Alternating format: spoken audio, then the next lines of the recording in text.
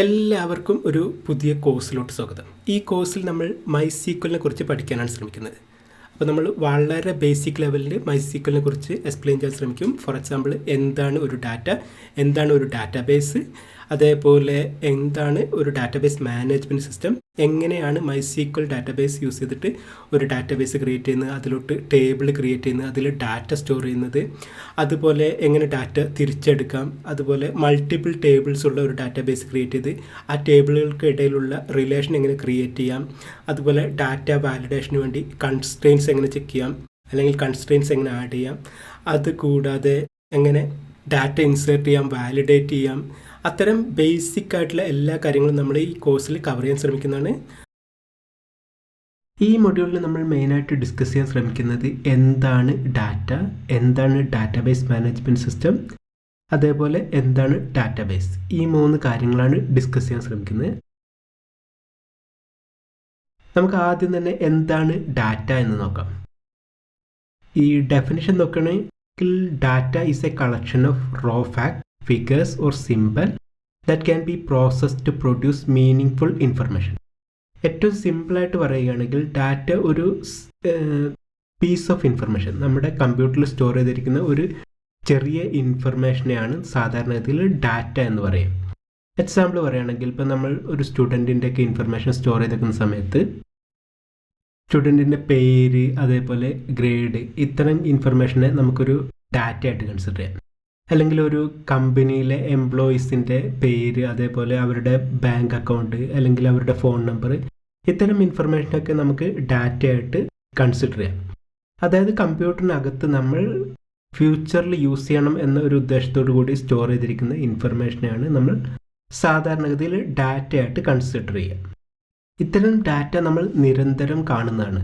ഞാനിപ്പോൾ പറഞ്ഞു, സ്റ്റുഡൻസിൻ്റെ പേര്, അതേപോലെ അവരുടെ ഗ്രേഡ്, അല്ലെങ്കിൽ എംപ്ലോയീസിൻ്റെ പേര്, account details, phone number, contact details, അല്ലെങ്കിൽ കൺട്രി, അവരുടെ ക്യാപിറ്റൽ, ഇത്തരം ഇൻഫർമേഷൻ നമ്മുടെ കമ്പ്യൂട്ടറിനകത്ത് സ്റ്റോർ ചെയ്തിരിക്കുന്നതിനാണ് ഡാറ്റ എന്ന് പറയുന്നത്. മെയിനായിട്ട് ഇത്തരം ഡാറ്റ സ്റ്റോർ ചെയ്തിരിക്കുന്നതിൻ്റെ ഉദ്ദേശം നമുക്ക് ഫ്യൂച്ചറിൽ ഇത്തരം ഡാറ്റ പ്രോസസ്സ് ചെയ്തിട്ട് എന്തെങ്കിലും ഇൻഫർമേഷൻ എടുക്കാൻ വേണ്ടിയാണ് നമ്മൾ ഇത്തരം ഡാറ്റ നമ്മുടെ കമ്പ്യൂട്ടറിനകത്ത് സ്റ്റോർ ചെയ്തിരിക്കുക. അപ്പോൾ ഡാറ്റ എന്ന് പറയുന്നത് കൊണ്ട് ഉദ്ദേശിക്കുന്നത് ഒരു ഇൻഫർമേഷൻ നമ്മുടെ കമ്പ്യൂട്ടറിനകത്ത് സ്റ്റോർ ചെയ്തിരിക്കുന്ന ഒരു ഇൻഫർമേഷനെയാണ് ഡാറ്റ എന്നതുകൊണ്ട് ഉദ്ദേശിക്കുന്നത്. ഇനി നമുക്ക് ഡാറ്റാബേസ് എന്താണെന്ന് നോക്കാം. ഡാറ്റ എന്നതുകൊണ്ട് നമ്മൾ ഉദ്ദേശിക്കുന്നത് ഒരു ചെറിയ ഇൻഫർമേഷൻ, നമ്മുടെ കമ്പ്യൂട്ടറിനകത്ത് സ്റ്റോർ ചെയ്തിരിക്കുന്ന ഒരു ചെറിയ ഇൻഫർമേഷനെയാണ് ഡാറ്റ എന്നതുകൊണ്ട് ഉദ്ദേശിക്കുന്നത്. പക്ഷേ ഡാറ്റാബേസ് എന്ന് പറയുമ്പോൾ നമ്മൾ അത്തരം ഇൻഫർമേഷൻ്റെ ഒരു കളക്ഷൻ, ഒരു സ്ട്രക്ചേർഡ് ആയിട്ട് സ്റ്റോർ ചെയ്തിരിക്കുന്നതിനാണ് ഡാറ്റ ബേസ് എന്ന് പറയുന്നത്. മെയിനായിട്ട് ഇത്തരം ഡാറ്റ ബേസ് ക്രിയേറ്റ് ചെയ്യുന്നത് ഒരു ഡാറ്റയെ സിസ്റ്റമാറ്റിക്കായിട്ട് ഓർഗനൈസ് ചെയ്ത് സ്റ്റോർ ചെയ്തേക്കാൻ വേണ്ടിയാണ്. അപ്പോൾ അതിലെന്തൊക്കെയാണ് വരിക? മെയിനായിട്ട് ഡാറ്റ സ്റ്റോർ ചെയ്യാൻ പറ്റണം, അതേപോലെ നമുക്ക് ആവശ്യമുള്ളപ്പോൾ ഡാറ്റ തിരിച്ചെടുക്കാൻ പറ്റണം, അതേപോലെ ആ ഡാറ്റാബേസിനെ നമുക്ക് കൃത്യമായിട്ട് മാനേജ് ചെയ്യാൻ പറ്റണം. അപ്പോൾ ഇത്തരം സിസ്റ്റമാറ്റിക്കായിട്ട് മാനേജ് ചെയ്യാൻ പറ്റുന്ന രീതിയിൽ ഒരു സ്ട്രക്ചർ ക്രിയേറ്റ് ചെയ്ത് അതിനകത്ത് നമ്മുടെ ഡാറ്റ വളരെ കൃത്യമായിട്ട് ഓർഗനൈസ് ചെയ്ത് വെക്കുന്നതിനാണ് ഡാറ്റ ബേസ് എന്ന് പറയുന്നത്. ഇത്തരം ഡാറ്റാബേസിന് ഒരുപാട് എക്സാമ്പിൾ നമുക്ക് കാണാൻ പറ്റും. ഇപ്പോൾ നമ്മളൊരു കോളേജ് അല്ലെങ്കിൽ ഒരു സ്കൂളൊക്കെ എടുക്കുകയാണെങ്കിൽ അവിടെ ഒരു ഡാറ്റാബേസ് ഉണ്ടാവും. മിക്കപ്പോഴും ഒരു സ്കൂളിലെ ഡാറ്റാബേസ് നമ്മൾ മെയിനായിട്ട് നോക്കുകയാണെങ്കിൽ അവിടെ സ്റ്റുഡൻസിൻ്റെ ഇൻഫർമേഷൻ സ്റ്റോർ ചെയ്തൊക്കേണ്ടി വരും, ടീച്ചേഴ്സിൻ്റെ ഇൻഫർമേഷൻ സ്റ്റോർ ചെയ്തൊക്കേണ്ടി വരും, ക്ലാസ്സിൻ്റെ ഇൻഫർമേഷൻ, ഡിപ്പാർട്ട്മെൻറ്റ്, അത്തരം നിരവധി കാര്യങ്ങൾ നമുക്ക് സ്റ്റോർ ചെയ്തൊക്കേണ്ടി വരും. അപ്പോൾ ഈ ഡാറ്റയൊക്കെ വളരെ സിസ്റ്റമാറ്റിക്കായിട്ട് സ്റ്റോർ ചെയ്തിരിക്കുന്ന ഒരു സ്ട്രക്ചറിനെയാണ് നമ്മൾ ഡാറ്റാബേസ് എന്നതുകൊണ്ട് ഉദ്ദേശിക്കുന്നത്. ആ ഡാറ്റാബേസ് കൊണ്ട് നമ്മൾ മെയിനായിട്ട് ഉദ്ദേശിക്കുന്നത് അത്തരം നമ്മുടെ ഡാറ്റയെ കൃത്യമായിട്ട് സ്റ്റോർ ചെയ്യാൻ പറ്റണം, വേണ്ട സമയത്ത് തിരിച്ചെടുക്കാൻ പറ്റണം, അത്തരം ഡാറ്റാബേസിനെ നമുക്ക് മാനേജ് ചെയ്യാനും കഴിയണം. ഇനി നമുക്കൊരു സിമ്പിളായിട്ടുള്ള ഡാറ്റാബേസ്, ഒരു സ്കൂളിലെ ഡാറ്റാബേസ് എങ്ങനെ ഡിസൈൻ ചെയ്യാം എന്ന് നോക്കാം. ഇപ്പോൾ നമ്മൾ സ്കൂളിലെ ഒരു ഡാറ്റാബേസ്, അല്ലെങ്കിൽ സ്കൂളിന് വേണ്ടി ഒരു ഡാറ്റാബേസ് ഡിസൈൻ ചെയ്യുന്ന സമയത്ത് സ്റ്റുഡൻസിൻ്റെ ഇൻഫർമേഷൻ സ്റ്റോർ ചെയ്തിട്ടുണ്ട് വരും, ടീച്ചേഴ്സിൻ്റെ ഇൻഫർമേഷൻ സ്റ്റോർ ചെയ്തിട്ടുണ്ട് വരും, അതേപോലെ ഡിപ്പാർട്ട്മെൻറ്റ് ഉണ്ടെങ്കിൽ ഡിപ്പാർട്ട്മെൻറ്റ്, ദെൻ കോഴ്സ് അല്ലെങ്കിൽ ക്ലാസ്, അറ്റൻഡൻസ്, അങ്ങനെ ഒരുപാട് ഇൻഫർമേഷൻ സ്റ്റോർ ചെയ്തിട്ടുണ്ട് വരും. ഇപ്പോൾ നമ്മൾ ഏറ്റവും സിമ്പിളായിട്ട് ഒരു സ്റ്റുഡൻറ്റിൻ്റെ ഇൻഫർമേഷൻ സ്റ്റോർ ചെയ്തിരിക്കുന്ന ഒരു ടേബിളാണ് ഡിസൈൻ ചെയ്യുന്നത് എന്ന് കരുതുക. ഇവിടെ വേറൊരു കാര്യം നമ്മൾ മനസ്സിലാക്കേണ്ടത്, നമ്മുടെ ഡാറ്റാബേസ് പലതരത്തിലുള്ള ഡാറ്റാബേസ് ഉണ്ട്. അതിന് മെയിനായിട്ട് രണ്ട് കാറ്റഗറി ഉണ്ട്. ഒന്ന് റിലേഷണൽ ഡാറ്റാബേസ്, രണ്ടാമത്തെ non relational database. Relational database വരുന്ന സമയത്ത് നമ്മുടെ ഡാറ്റാബേസിനെ നമ്മളൊരു ടേബിളിൻ്റെ ഫോർമാറ്റിലായിരിക്കും യൂസ് ചെയ്യുക അല്ലെങ്കിൽ ഡിസൈൻ ചെയ്യാം. നോൺ റിലേഷണൽ വരുന്ന സമയത്ത് ഡിഫറെൻറ്റ് സ്ട്രക്ചർ ആയിരിക്കും യൂസ് ചെയ്യുക. പക്ഷേ റിലേഷണൽ ഡാറ്റാബേസ് എന്നതുകൊണ്ട് ഉദ്ദേശിക്കുന്നത് നമ്മൾ സ്റ്റോർ ചെയ്യുന്ന ഡാറ്റ ഒരു ടേബിൾ ഫോർമാറ്റിലായിട്ടായിരിക്കും സ്റ്റോർ ചെയ്യുക. ഇപ്പം നമ്മൾ MySQLനെ കുറിച്ചുള്ള കോഴ്സ് ആയതുകൊണ്ട് തന്നെ MySQL ഒരു റിലേഷണൽ ഡാറ്റാബേസ് ആണ്. അതുകൊണ്ട് തന്നെ നമ്മളിവിടെ ഡിസൈൻ ചെയ്യാൻ പോകുന്ന ഡാറ്റാബേസ് അല്ലെങ്കിൽ ടേബിൾസൊക്കെ ഡാറ്റാബേസ് ഒരു ടേബിൾ ഫോർമാറ്റിലായിരിക്കും. ഇപ്പം നമ്മൾ സ്റ്റുഡൻറ്റിൻ്റെ ഇൻഫർമേഷൻ ടേബിൾ ഫോർമാറ്റിൽ സ്റ്റോർ ചെയ്യാൻ ഉദ്ദേശിക്കുകയാണ്. അപ്പോൾ നമ്മൾ ആദ്യമായിട്ട് നോക്കുന്നത് സ്റ്റുഡൻറ്റിൻ്റെ എന്തൊക്കെ ഡീറ്റെയിൽസാണ് നമ്മുടെ ഡാറ്റാബേസിൽ സ്റ്റോർ ചെയ്യാൻ ഉദ്ദേശിക്കുന്നത് എന്നാണ്. ഇവിടെ ഇപ്പോൾ ഞാനിപ്പോൾ 3 കാര്യങ്ങളാണ് സ്റ്റോർ ചെയ്യുന്നത്. ഒന്ന് സ്റ്റുഡൻറ്റിൻ്റെ ID, ദെൻ സ്റ്റുഡൻറ്റിൻ്റെ പേര്, അതുകൂടാതെ സ്റ്റുഡൻറ്റിൻ്റെ ഡേറ്റ് ഓഫ് ബർത്ത്. ഇങ്ങനെ 3 ഇൻഫർമേഷൻ സ്റ്റോർ ചെയ്യാനാണ് ഉദ്ദേശിക്കുന്നത്. അപ്പോൾ നമ്മൾ എന്ത് ചെയ്യണം, അങ്ങനെ ഒരു ടേബിൾ ഡിസൈൻ ചെയ്യുന്ന സമയത്ത് ആ ടേബിളിൽ ഈ 3 കാര്യങ്ങൾ സ്റ്റോർ ചെയ്യാൻ പറ്റുന്ന രീതിയിലുള്ള ടേബിളായിരിക്കും ഡിസൈൻ ചെയ്യുക. അപ്പോൾ നമ്മുടെ ടേബിളിനകത്ത് 3 കോളം ഉണ്ടായിരിക്കും.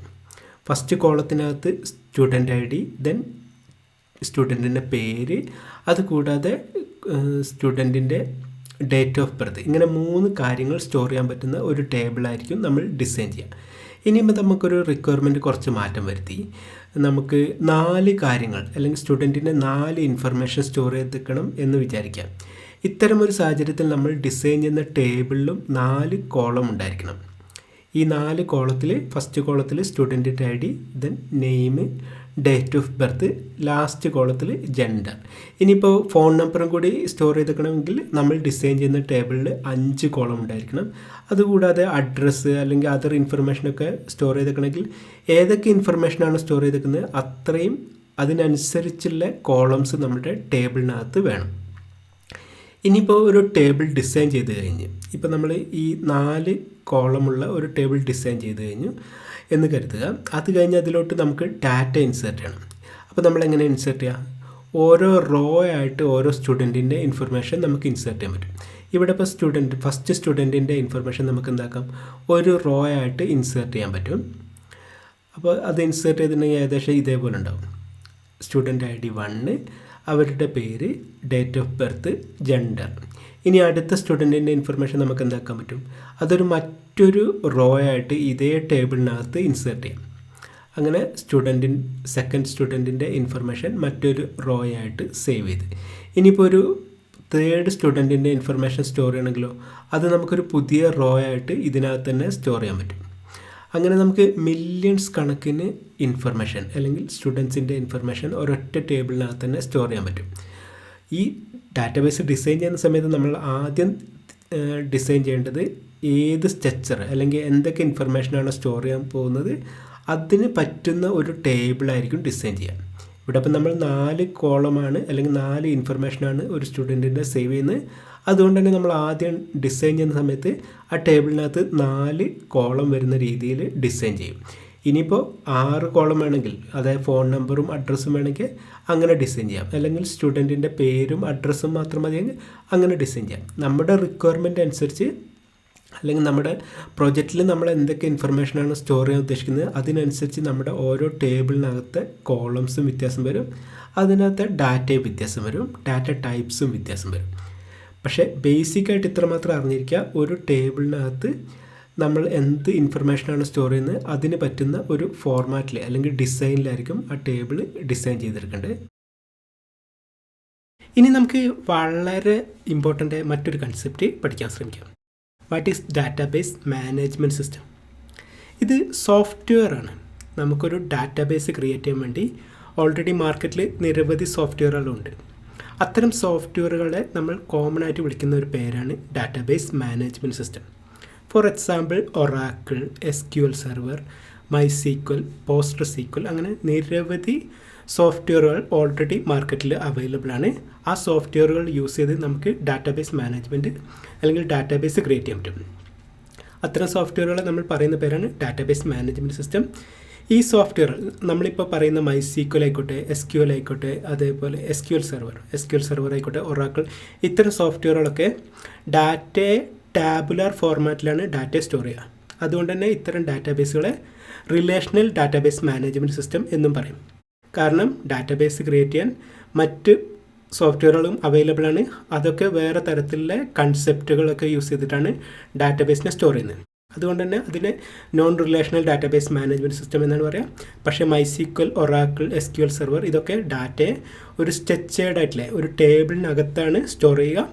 ഒരു സിസ്റ്റമാറ്റിക്കായിട്ട് ടാബുലാർ ഫോർമാറ്റിൽ ആണ് ഡാറ്റയെ സ്റ്റോർ ചെയ്യുക. അതുകൊണ്ട് തന്നെ ഇത്തരം ഡാറ്റാബേസുകളെ അല്ലെങ്കിൽ ഇത്തരം സോഫ്റ്റ്വെയറുകളെ നമ്മൾ റിലേഷണൽ ഡാറ്റാബേസ് മാനേജ്മെൻറ്റ് സിസ്റ്റം എന്നും വിളിക്കും. സോ സമ്മറൈസ് ചെയ്യുകയാണെങ്കിൽ ഒരു ഡാറ്റാബേസ് ക്രിയേറ്റ് ചെയ്യാൻ വേണ്ടി നമ്മൾ യൂസ് ചെയ്യുന്ന സോഫ്റ്റ്വെയറുകളെ നമ്മൾ ഡാറ്റാബേസ് മാനേജ്മെൻറ്റ് സിസ്റ്റം എന്ന് വിളിക്കും. നോർമലി MySQL, SQL സെർവർ, ഒറാക്കിളൊക്കെ ടാബുലാർ ഫോർമാറ്റിലാണ് ഡാറ്റ സ്റ്റോർ ചെയ്യുക. അതുകൊണ്ട് തന്നെ അതിനെ റിലേഷണൽ ഡാറ്റാബേസ് മാനേജ്മെൻറ്റ് സിസ്റ്റം എന്ന് വിളിക്കും. That's all for this video. Thanks for watching.